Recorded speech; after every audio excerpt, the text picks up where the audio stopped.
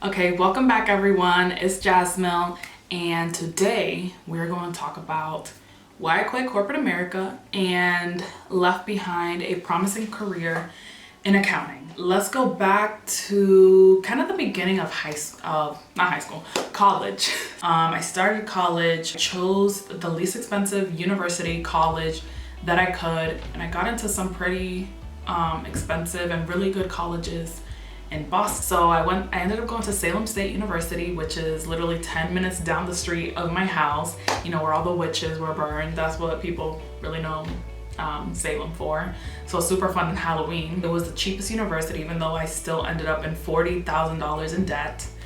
And I first started off with just a liberal arts major, or actually not liberal arts. I was undeclared because I didn't know what I wanted to do. So all my life, I think growing up, we always get asked that question, what do you want to do?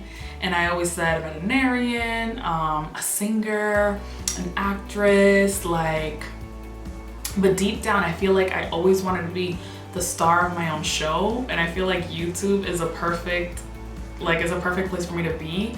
I just fell in love with YouTube from the beginning. So I'm always gonna keep doing videos. I'm always gonna keep making content, because I feel like I'm the star of my own show and I love it. Secretly, deep down, whenever I saw all these celebrities and singers coming out with their own perfumes and their own makeup and their own fashion and clothing lines, I was like, that's what I want. I want my own mini empire. I want all these lines of things, just because there's so much to me and there's so much that I'm interested in, and I just feel like putting my creativity in one spot or staying in one spot, it just sounds really, really depressing to me. And I never was clear on just one single thing that I wanted to do. I was great at school. I got almost straight A's, but I was mostly an A and B student. I was the top, I think 10% of my class in high school and in college. I was always smart, but it didn't come natural to me. I wasn't a super genius that you don't really have to do much and you ace everything. So I knew that education I loved, and I loved to learn, but I knew that I didn't want to become a doctor, I didn't want to become a lawyer, I didn't want to go into those super heavy educational based careers. But I definitely love school, and I feel like I'll always keep learning, I'll always keep trying to take courses. I'll eventually maybe want to go back to school one day, or just take different lectures and courses, because I love to learn. I also love sports, but I wasn't a natural athlete as well. I always had to work for it, but I still loved it. Did swimming for 3 years, and I also continued in college. I even had a thought of, training really hard and going to making it to the Olympics one day. Even though I started at 20 years old or 19 years old, I was like, if I do it for 5 years, really, really work hard, I can make it to the Olympics and be 26. So you don't really have a peak in swimming. There are 40-year-olds that go to the Olympics for swimming, and they do amazing. So that was also a thought of mine. But then I literally swam every day for an hour or an hour and a half, and I did hundreds and hundreds of laps every day, and I was getting really good, but I just stopped because that was a lot of work. And you also have to do work outside of the pool, and you also have to have a really strict diet. So that was too constricting for me. And I feel like maybe if I was younger, another life, if I had a coach, and if I had been born into different circumstances and started maybe at a younger age, that maybe could have been my path, because I love sports. And again, I'll always want to keep swimming, weightlifting, take different courses and classes. I love being a well-rounded person. That's what I come to realize. I love being well-rounded. I talked to some teachers in college, and I talked to my guidance counselors, and I always try to throw out different ideas. And I was like, I do love numbers, and I like math, so, and business was a sort of general thing, and I guess the most numerical based focused course in business was finance, economics, and accounting. And I just chose accounting to just concentrate on accounting, and I loved all my accounting homework, I loved all my finance homework, I loved all of my statistics and economics homework. I chose accounting. I was like, maybe I can be an accountant for a nonprofit in an animal shelter, because I love animals too. And my guidance counselor was like, yeah, that sounds good, but I was pushing down all those other wants that I wanted deep down, all my dreams and all my secret wants. And also, I didn't really know who I was. I feel like when you're 18 to 22, you're still growing, you're still a baby, you're still developing. I feel like you don't really know what you want to do for the rest of your life until later on, when you have more experience and you've lived a little longer, and you're able to just process that more and find out who you really truly are and what really makes you happy and what you're passionate about. But there are other people that find out what they want to be when they're 4 and they do it their whole life and they're so happy, and that's great for them. But a lot of people aren't like that. So back from study abroad, I was 21 and I was going into my 4th year, and I realized that I was going to do another year because again I was going on with this accounting focus, and I study abroad held me back a bit, and I wanted to get 150 course credits, so I was eligible to take the CPA after I graduate and become a certified public accountant. So I was totally okay with that because I love school, and I kind of wanted to prolong my education as well. But maybe I should have just, no. I was like, maybe I should have done just a real MBA at Salem State, but no. I'm glad I didn't do that. In my 4th year, I was kind of getting a little anxious. It was my last year.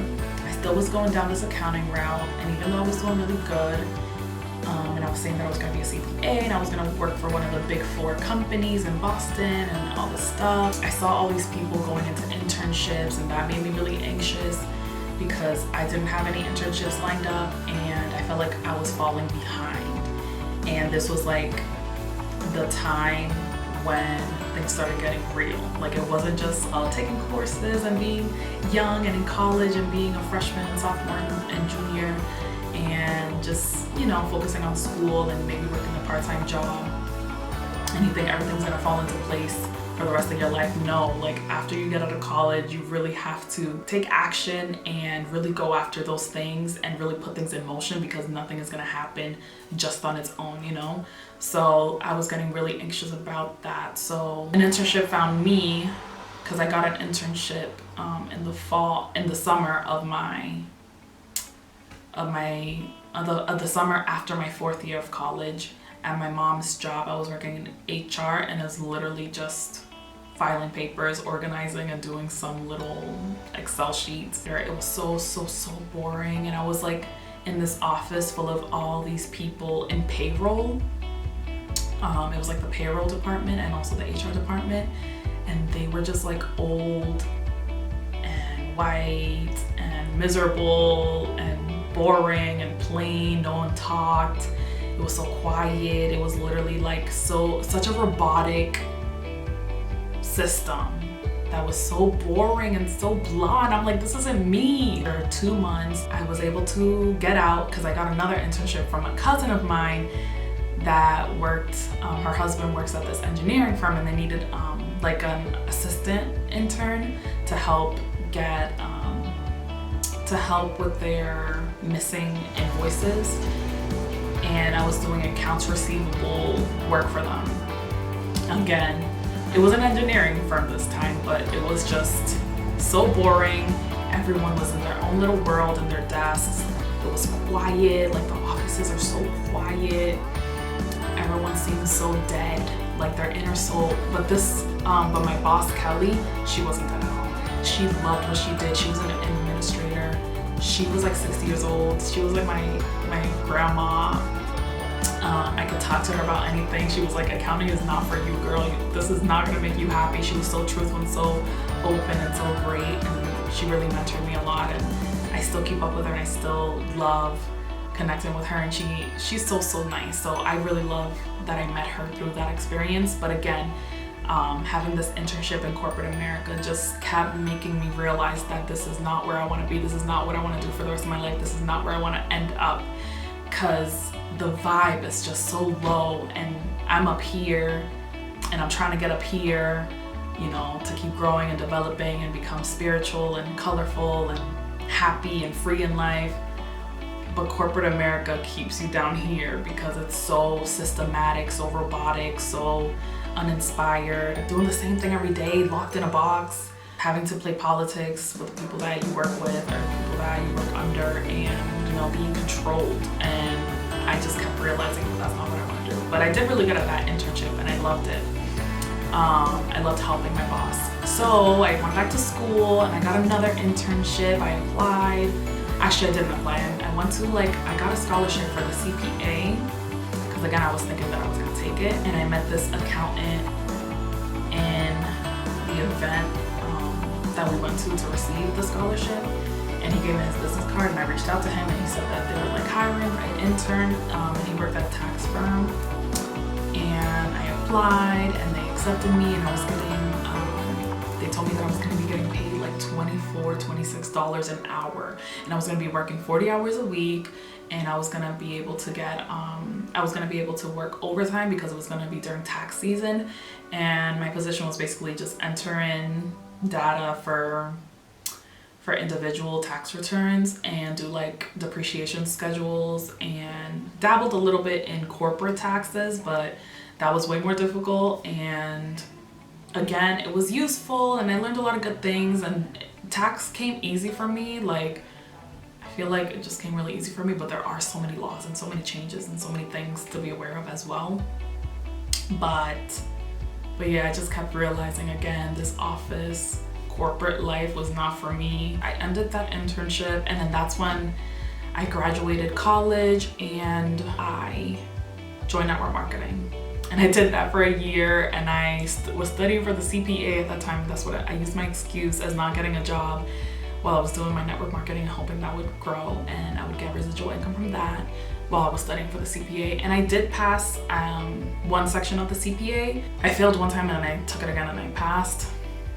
But then I realized that it wasn't going to work out with network marketing, and then I took my second part of the CPA exam and I failed, and I was like, I don't want to keep going back and forth, and I don't want to keep putting money into the CPA certification because I don't want to be a CPA. If I felt like that really satisfied my soul and I was happy and I was content and I liked the corporate life setting, maybe I would have kept doing it, and I obviously would have passed because I'm so smart and I love learning, and I would have eventually gotten it. And that's when I started working at my first corporate job, my first like full-time permanent employee, like benefits, health insurance, 401k, all that stuff. And it was an accounting role, but it was really entry level, and there wasn't really that much accounting. It was more data entry, it was accounts payable. And I could have stayed in that company. It was an amazing, good company. It was a tech company, so it was really modern. It was a casual environment, so it wasn't as stuffy as the other companies that I was working for and that I worked for in the past. And it was more open space. It was vibrant. There was so many benefits at the office and so many pros about working at this company. But again, I didn't fit in. I was sad every day. I was not depressed, but I was really, really sad and really drained. And that life, the commute is horrible as well. The commute to get into Boston from where I live was horrible as well.